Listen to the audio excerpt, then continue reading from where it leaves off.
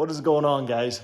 So Kurt and I are getting ready for the upcoming Trail Hero event, week and a half. So we've kind of divided and conquered, and we are installing the superatv easy steer 600 watt steering units into both of our Turbo S's. So we're getting everything torn down. We're getting into the project. We're going to do a step-by-step walk through it, any tips and tricks, anything we can do to try and help you guys. We've been super impressed with them when we installed them in our KRXs. They've been doing great. So we figured it was time to upgrade the Turbo S's. So both our Turbo S's are 2019s.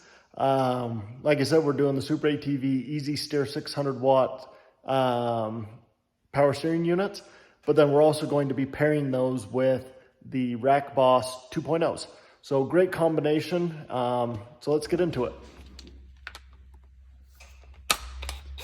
All right, we got the steering wheel off, which was a pain in the butt. And we're gonna get the hub here.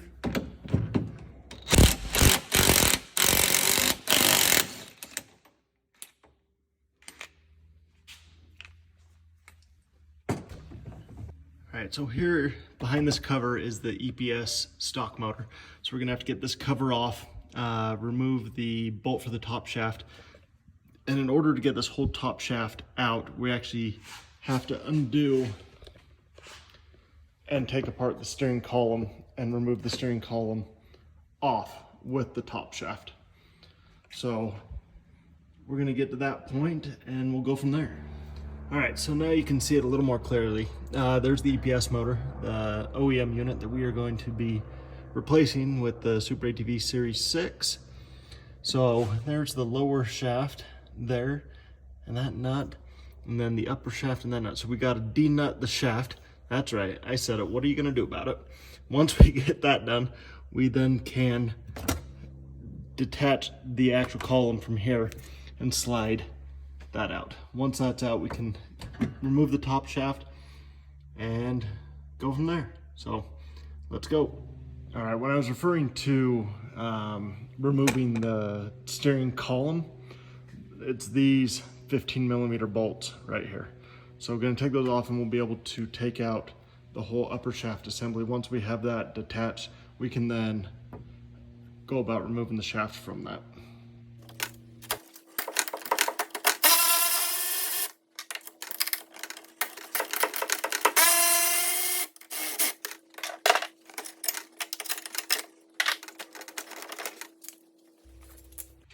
All right, now that we got the top shaft off the motor, we are going to work on getting the motor out. In order to do so, I've got to go remove these 4 13mm bolts so the brake assembly drops down and out of the way. Once that's done, we can then detach the steering motor from its bracket. All right, so learn from my mistakes. So before you unbolt the brake bracket from the firewall, I didn't realize that the EPS motor is mounted to the same bracket. So there are 3 15mm bolts holding the EPS motor to that bracket. Remove those first, remove the motor, then remove the bracket. All right, so I just want to take a second and give some appreciation to the versatility of the 2-post lift. So the vent cage I have has this crossbar, and that crossbar sat right on top of the dash. And you could not get the dash off to be able to do what we needed to do here. So I unbolted the cage and used the 2-post lift to just pop the cage up enough to be able to make clearance. So there is the bracket I was just referring to. So once you remove those 3 50mm bolts, voila, EPS motor is out. All right, so last bit here for removal is we got to go around into the front wheel wells and remove the bolt securing the lower shaft to the rack and pinion. So once we remove that bolt, we can pull that shaft out, and then we will go check out all the new things we're going to put in. There is always a way to reach the bolt that you need to get out. And don't ever let them tell you that size doesn't matter. But all joking aside, so the nut and bolt that are on the hooking the lower shaft to the rack and pinion is a 17mm, which is different than the others. So just know that.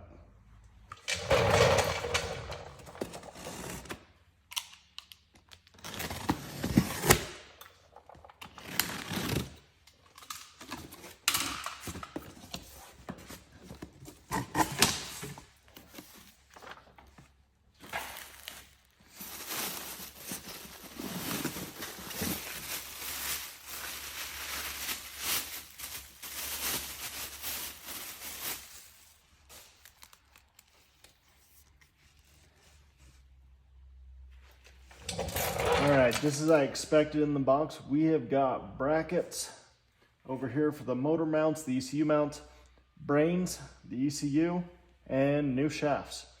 So the wiring harness, clearly it's going to be plugging into the new ECU, and the power and ground, they actually recommend going to the accessory block. You're not going to be going all the way to the battery like we did on the KRX. So a little bit different there. And then I don't know why, but every time we've done one of these, it says if a blue wire is present, go ahead, cut and discard. So I don't know what application that has, but we'll do what they say. Blue wire is present, we will cut that and tape it up. All right, so this is the actual motor mount. This is the motor support. So we're gonna be assembling these together outside of the machine. So we're gonna bolt these together, and then it's actually telling us to go ahead and mount the motor before putting it in the machine, which, as long as there's room to get it in, that's gonna be a lot nicer. When we did the KRX, you had to assemble everything under the dash, which was tedious and a pain in the butt. So as long as this goes smooth and we're able to get all these pieces in without any issues, this is going to be a lot simpler install of the motor.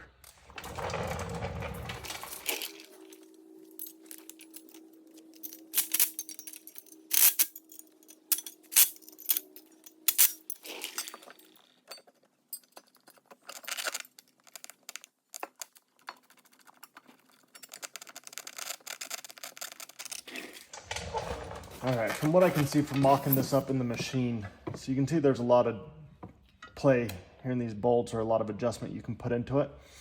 So from what I can see is it looks like the best position is going to have all three of these nuts in the far left of these holes. All right, so a little bit of correction on where to tighten those bolts down on the bracket. I don't know if you can see. Let me see if I can get some light without blinding myself. So you can see where I first did them all the way to the left, and then I backed it off about that far equally on all those, because that way you clear that storage box bracket and you have space on the other side. So go off that to mount your motor.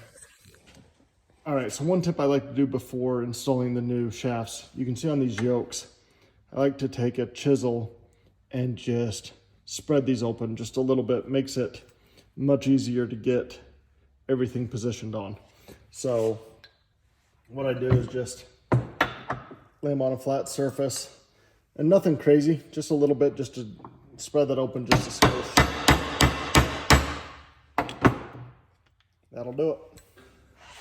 All right, so before we get the motor installed back up in here, we are going to put the lower shaft back onto the rack and pinion.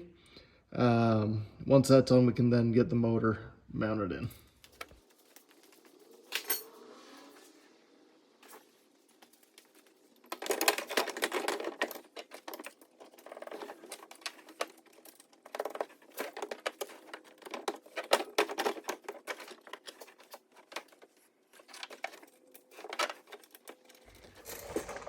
All right, so we got to finish getting the upper shaft out of the steering column.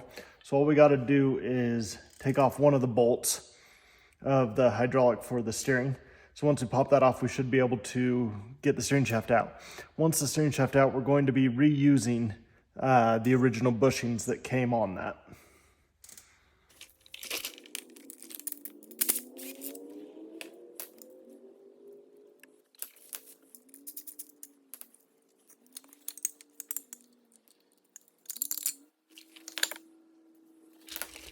All right, so now we are going to get the new shaft installed into the steering column.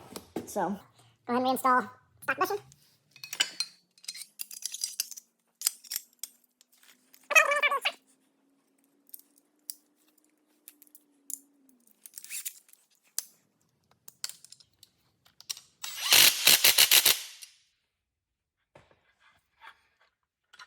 And now with that done, we're able to put the steering column back into the machine. And so you don't have to do this twice like I'm gonna have to do. Steering column, driver side, passenger side. Make sure the upper stock shaft is hanging off the passenger side of the shock. So I get to redo it. All right, so when you put this in here, what you want to do is make sure the wiring is out of the way, and then you're going to want to set the yoke onto the upper shaft, onto the upper part of the motor, and then we can work our bolts in here.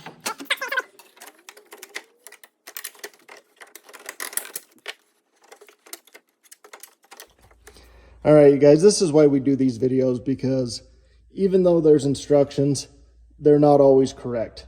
And I'm about to save you a bunch of time. So the mount that houses the new ECU fits on top of the power steering motor with this C channel right over the upper shaft. And then it mounts also here with those two column bolts that hold the steering column. But there is no way to get that mount and that situated in there with the steering column mounted like the instructions tell you to do. So save yourself a bunch of time, put this mount in first, and then go about reattaching the steering column. You're welcome. All right, so once you got everything put back together, then you just wire it in. Wire harness is super straightforward. Then the way to test it, there is a indicator light in the wire harness, and they say when you first turn it on, if it blinks once within 1 second and doesn't blink again, you're set up good. So that's right here where my finger is. Let's go ahead and turn it on. We had one blink. Wait a second. No other blinks. Okay, we look to be good. Sweet. Now time to put everything back together. All right, you guys, we were on the home stretch. Check this out. So, if you can see in here, superatv Rack Boss 2.0, done and installed, bulkhead differential all back together. And then we have the Series 6 600 watt motor, all done and secured, all the shafts adjusted and tightened. So, like I said, we're on the home stretch. Steering wheel, adjust tie rods, and we'll be able to go out and put this to the test.